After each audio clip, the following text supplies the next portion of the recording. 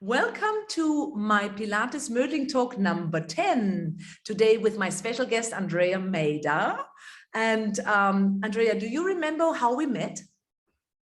Yes, I believe you were visiting San Diego and Exactly. you booked into a lesson, and you were delightful because when I first met you, you said, "Oh, please forgive me if I seem a little bit weird because I feel like I know you because I've been reading your blog since you started writing, but I know you don't know me." And I was like, "Oh, no, you don't seem weird at all. You're lovely."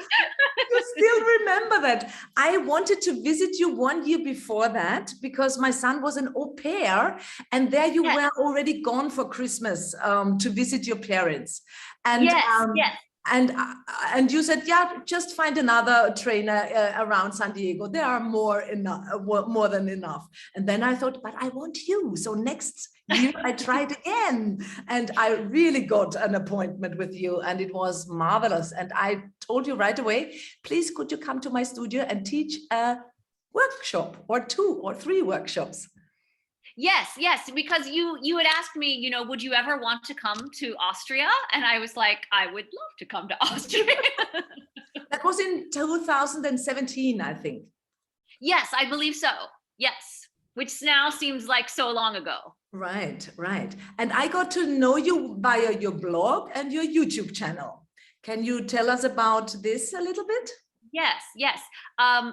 In 2012, I had started my training with Jay Grimes, and I had always loved writing. I've sort of kept a journal since I was a child, and I was very active in creative writing through my schooling. And I was at the time in 2012, very disappointed with anything I read online about Pilates, because I felt like it was either very much about getting sexy legs and tight abs and very superficial aesthetics, Yes. or it was such a dense anatomical discussion that even I, who love Pilates, I couldn't bear to read. So I wanted to have something that was informative and didn't take itself quite very seriously because it's exercise and it's hard work, but I wanted it to be lighthearted and because it's I don't know, I find it funny when we're trying to control our bodies to do what we want, but our bodies have another idea. And Exactly. That's why and I fell in love with Pilates too. I love yeah, realizing that I don't know anything, that I can't do anything. and yes. and find different approaches how to manage whatever, an exercise as a movement. What made you fall in love with Pilates? Well, my background is in the theater, and so 1 year I was cast in a play where I was supposed to be. It was a new play about the end of Shakespeare's life, and I was cast as his muse. And the concept for the production was that art is a cruel mistress. And so I was dressed in a tight bustier and vinyl pants. I know all about what to do if you need to walk in vinyl pants. I know far too much.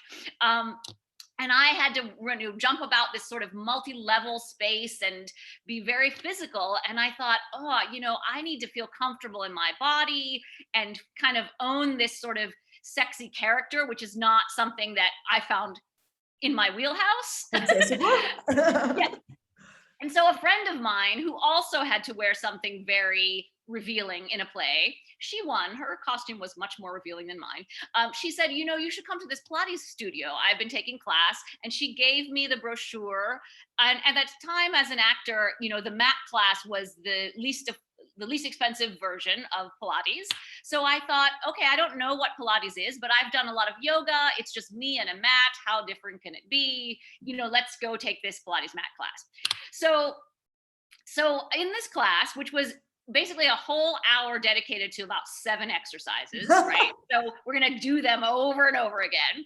And at first I noticed as we started the 100, I thought, oh, this is interesting. And I thought, the instructor is being so specific about what I should be using and doing, which is not sort of what I felt when in a yoga class. That was much more,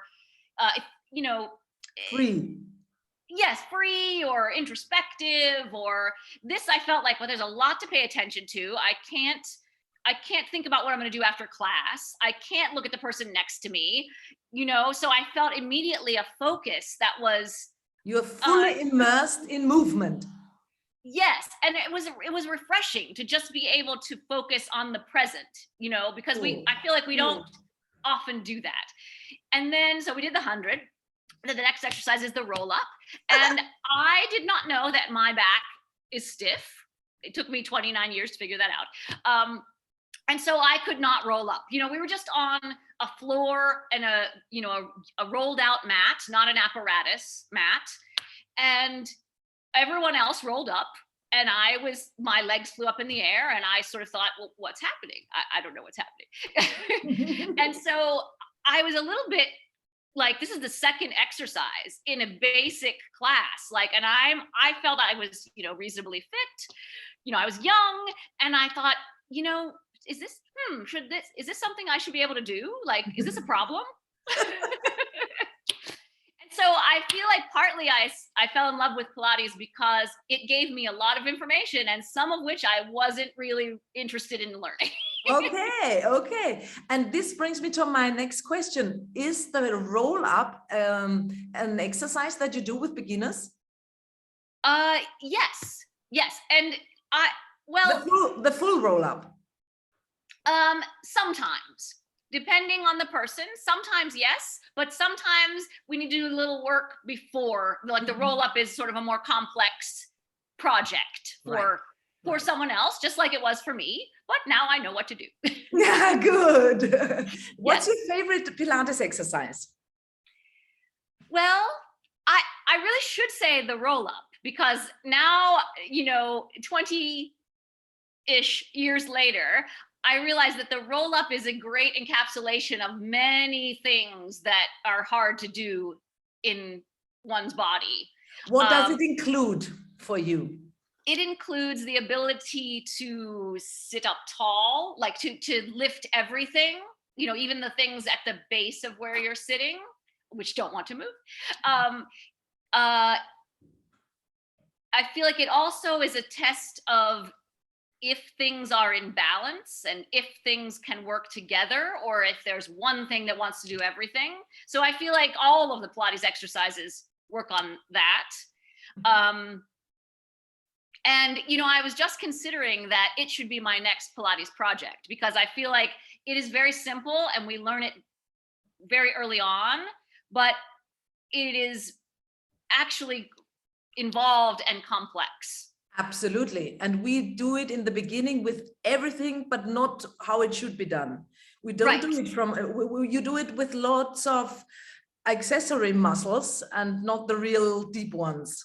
Well, but you have to start somewhere. Of course. So you start, and then, the rest of your Pilates career is about, peeling away the superficiality, and digging deeply. Right. But I have to say, if I don't say the roll up is my favorite exercise, I would say I have loved the open leg rocker since day one.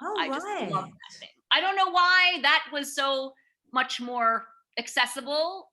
I mean, I'm sure looking back, it probably was not good, but that's okay. It was fun. Yeah. But you liked the rolling movement, you liked the lift, and you liked the control of it? Yes. And, I feel like it's very unique in the Pilates method, rolling exercises. Not every method of exercise has rolling. And, again, it's helpful. You don't take yourself so seriously. Some days you roll well, some days you roll off the mat. And it can be playful too. Yes. Yeah. That brings me to your husband. Does your husband do Pilates regularly?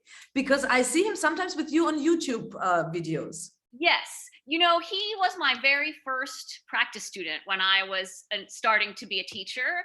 And it took me a long time to decide that I wanted to be a teacher, because I loved doing Pilates, but I had never had a job where I told people what to do. And there were a lot of exercises that I didn't do well. And I thought, as a teacher, I needed to be able to do everything. And so... Is that so? Is it still so that you think only if you can do it, you can teach it? Well, I think that being able to do it and have an experience of it in your body is a great help to you as a Of teacher, course, because yeah. it helps you use language that is your own, and I feel like that helps you communicate more efficiently to someone. Um, and I do think that you have to have some kind of an experience, even if it was many years ago, Yeah. to be able to help someone navigate sort of a complex exercise. Um, so he was the first person I tried to teach, just to decide that if I wanted to enter a training program. So he was a And guinea pig for you. he was, and he said, I'll just lie down and you tell me what to do. Oh, And how nice. when you first start trying to tell people what to do, you can't find any words. And so I just stood there, like, looking at him, thinking like, well, I have nothing. And he said, it's okay, just tell me what to do. And that made me like so frustrated. I just burst into tears, and I was like, I'm trying to do that, but I have no tools. And then I feel like, as a Pilates instructor, first you can't find anything to say, and pretty soon you can't shut up. So Then you talk all the time. yes, Okay. and you talk too much, right? Yeah. But he was my original Pilates practice student, and then recently, last October, he had done Pilates on and off. The mat. He loves the mat. The apparatus. He was sort of a little bit, he couldn't be bothered with. But last October, he kind of felt himself to be more out of shape than he would like. He had, in the pandemic, I feel like both of us, we gained a little weight, we lost a little weight. It was a bit of a roller coaster. Because all you had to think about was like, when is lunch? So he decided that we were going to start together in the mornings, just to do something, even if it was the 100, 2 exercises, whatever.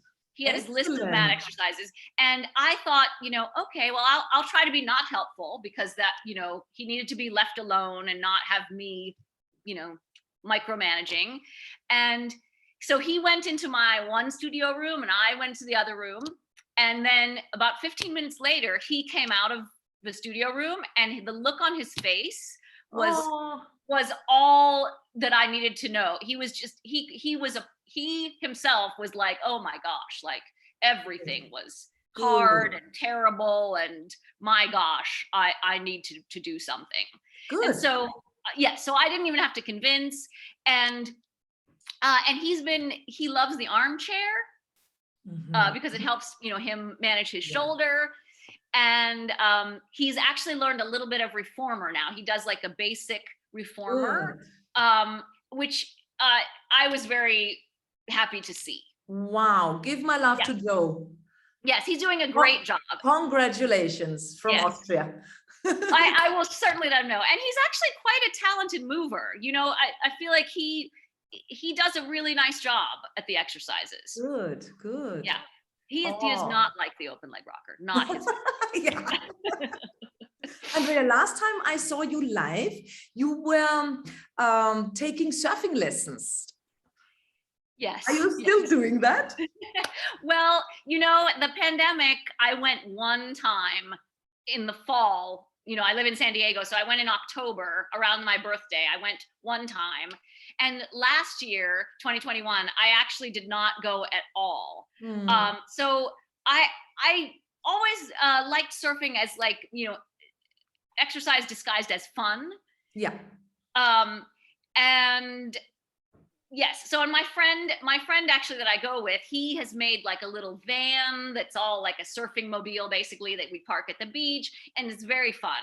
And I actually have to get more return to it a little bit, because it did make me realize why when people love it, they love it. Because when you're kind of just waiting for something to happen and kind of hanging out, in the lull of the ocean, it is very pleasant. Yeah. And how is the standing up on the board? Oh, that is my one skill so far. Yeah. And can you use your Pilates skills for that? Yes. It makes me much better at all things pulling straps, right? Because if you try to do it only with your neck, at the end of the day, you're you will be like, oh, I did that whole surfing with my neck. But and it helps you. I feel like it helps you figure out how to use your power and your center lying on your stomach, which is a skill I have yet to receive. And oh, interestingly enough, all of my Pilates that I did during the 2020, that one time in October when I went surfing, partly as a beginner surfer, the board has to be large based on how big of a person you are. So often that was the hardest part of surfing, was carrying this unwieldy huge board to the ocean. That was harder than having it in the water, buoyant. Yeah. And so that was one of the first things that I noticed, because I'm a little small to carry it under my arm. My arm is not long enough. So I end up carrying the board on my head, which is, we have lots of exercises like this. Yeah. So that's what I noticed when I picked it up after 9 months of doing Pilates at home, was that I was not carrying that board with my arms anymore. I was whole walking. Body was working. It was a totally different experience. And as I was carrying it, I thought, well, my work is done. Oh, nice. That very good experience. Super. Andrea, do you still love reading? Yes, I do. I've actually been reading. That was one of the things that during 2020 that I had so much distraction and, I guess, anxiety in my mind. It was very hard to concentrate and read. And that made me a little sad, because I really do love reading, but that has returned. I had the same experience. Yes. Oh, really? Yeah. Okay. I started out with very small texts, and then it became poems only, because I couldn't read through a big novel anymore. The concentration was gone. Yes. But it's getting better now. Yes. It's and actually I just saw that a book I read a long time ago by an author that I've read a lot is just being made into a series. And I thought, oh, I love that book. I must go back and reread it. What is it? It is called Under the Banner of Heaven by John Krakauer, about the history of the Mormon faith. Oh, cool. And he is such an investigative journalist sort of writer that I enjoyed all of his books, but that was sort of my first introduction to him. And so I went back in my Kindle and I was like, I must read it again. Good. Andrea, what are your plans for your Pilates future? Oh, this is a good question. Well, I'm pleased to report that, traveling to teach has returned this year. And that is one of the parts of my jobs that I really love. And because I feel like we all share the universal language of Pilates. And so that is coming up. I have some travel scheduled for the second half of the year. And I'm still, working on what I started working on it in the pandemic, things that I've found in my own body that need attention, which I find often can be, uncomfortable or annoying, but the value, like, I feel like it's such a good teacher. Right. Good. Yeah. When you mentioned we all speak the language of Pilates, this is so interesting, because I enrolled for a conference in Porto, and I don't speak Portuguese, but I thought I could do it, because it's the classical Pilates. What else can they tell me than move on the apparatus that I know? So I'll try that in June. And the language will be Spanish and Portuguese. And Spanish, I can speak. Oh, you speak Spanish? Yes. Oh, then you may follow along in the Portuguese quite nicely. I understand Italian, and I sometimes feel like when I hear Portuguese, I sort of like, I don't know why I understand what's going on, but I do. Good. Yeah. Good. Yeah. And a lot of Pilates, because it originated in the US, a lot of things haven't been translated and are still in English. Yes. So this is a good thing. That's why I tell my clients, when they travel all over the world, they should always find a classical Pilates studio, because they will have a workout like with me, just with another teacher. Yes. And the hands that speaks volumes too. Yeah, of course. The hands and the teacher's eyes that see other things than I see. Yes, yes. That's always A a good, benefit. yeah, new Yes. perspective. Yes. Good. Let's finish on that. Thank you very much, Andrea, for your being prepared to answer all my questions. Oh, it was a And pleasure. I enjoy speaking with you so much. yes, good. Thank you.